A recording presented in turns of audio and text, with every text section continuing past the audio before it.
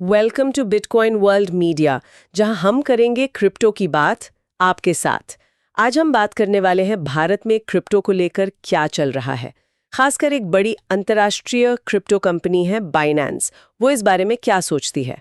हाँ, और इसमें मद्रास हाई कोर्ट का एक हालिया फैसला भी काफी अहम है। बिल्कुल, तो चलिए समझते हैं कि इस फैसले का मतलब क्या है और बाइनेंस का क्या कहना है इस पर। जरूर। तो सबसे पहले ये फैसला, मद्रास हाई कोर्ट ने कहा कि क्रिप्टो करेंसी एक तरह की संपत्ति है, प्रॉपर्टी। जी हाँ, ये सुनने में शायद सीधा लगे, पर ये बहुत बड़ी बात है असल में। बड़ी बात कैसे?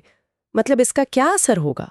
देखिए, जब कोर्ट इसे संपत्ति कहता है तो इसका मतलब है कि कानूनी तौर पर इसे वैसे ही देखा जा रहा है जैसे मान लीजिए आपकी जमीन हो या सोना। मतलब आप उसके कानूनी मालिक हो सकते हैं। अच्छा। उसे खरीद बेच सकते हैं, किसी और को दे सकते हैं, मतलब ट्रांसफर कर सकते हैं। तो मालिकाना हक, ट्रांसफर का अधिकार, ये सब साफ हो जाता है। समझ गई। लेकिन ये रुपया तो नहीं है ना, मतलब सरकारी मुद्रा? नहीं नहीं, बिल्कुल नहीं, वो साफ किया गया है। इसे लीगल टेंडर यानी सरकारी मुद्रा का दर्जा अभी भी नहीं मिला है। जैसे नोट या सिक्के होते हैं वैसा नहीं। ठीक है, ये पॉइंट नोट करने वाला है। अब आते हैं बाइनेंस पर।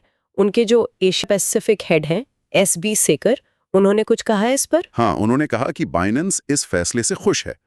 उनका मानना है कि इससे नियमों में कुछ तो स्पष्टता आई है।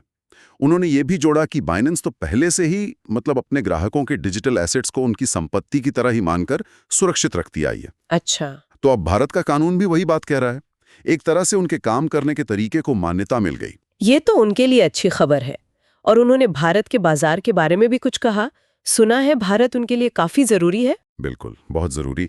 सेकर ने बताया कि एशिया पैसिफिक रीजन से जो उनकी 60 से 70% ग्रोथ आ रही है। 60-70%?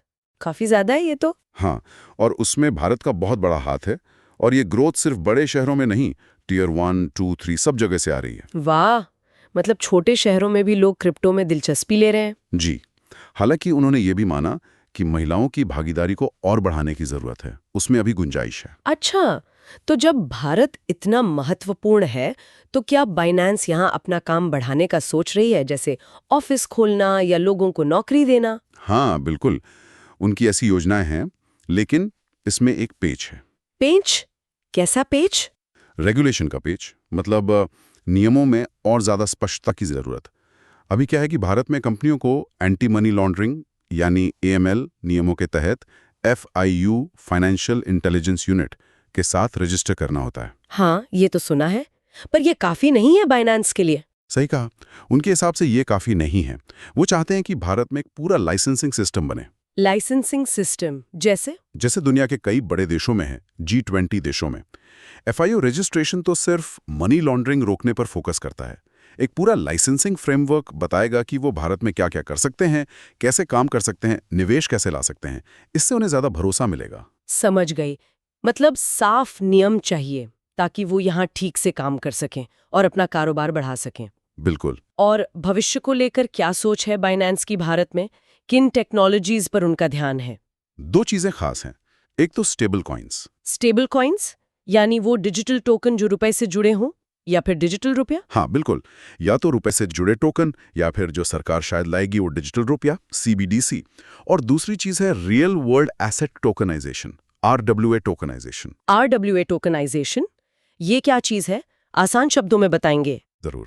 इसका मतलब है कि जो असली दुनिया की संपत्ति है, जैसे मान लीजिए कोई जमीन का टुकड़ा है या सोना है या कोई महंगी पेंटिंग, हाँ। उसके मालिकाना हक को डिजिटल टोकन में बदल देना, ब्लॉकचेन पर। अच्छा, इससे क्या फायदा होगा? इससे फायदा ये होगा कि इन महंगी चीजों को खरीदना बेचना आसान हो सकता है। आप शायद छोटे हिस्सों में भी निवेश कर पाएं। बाइनेंस को लगता है कि यही दो चीजें, स्टेबल कॉइन्स और RWA, क्रिप्टो को अगले अरबों लोगों तक पहुंचाएंगी। दिलचस्प है। हाँ, और उन्होंने ये भी कहा कि वो महाराष्ट्र सरकार के साथ जमीन के रिकॉर्ड को डिजिटल बनाने जैसे कामों में भी मदद करना चाहेंगे। चलिए अब आते हैं सवाल जवाब पर। क्वेश्चन, तो ये जो क्रिप्टो को संपत्ति माना गया है, इससे एक आम निवेशक के लिए क्या बदल सकता है? देखिए, सबसे बड़ा बदलाव तो यही है कि अब आपके डिजिटल एसेट्स को कानूनी तौर पर आपकी संपत्ति का दर्जा मिल गया है। तो इससे आपके अधिकार और साफ हो जाते हैं। जैसे आप अपनी बाकी संपत्ति के मालिक होते हैं, वैसे ही अब डिजिटल संपत्ति के भी। तो मतलब ज्यादा भरोसा बढ़ेगा। हाँ, उम्मीद तो यही है। भविष्य में शायद क्रिप्टो खरीदने, बेचने या कहीं सुरक्षित रखने में लोगों को ज्यादा आसानी और भरोसा महसूस हो, क्योंकि अब इसकी एक कानूनी पहचान है। ठीक है, ये समझ आया। और अब आज का सवाल हमारे श्रोताओं के लिए, आज का सवाल, क्या आपको लगता है कि आने वाले समय में जैसे हम आज असली रुपया इस्तेमाल करते हैं, वैसे ही डिजिटल रुपया भी उतना ही आम हो जाएगा हमारी रोजमर्रा की जिंदगी में?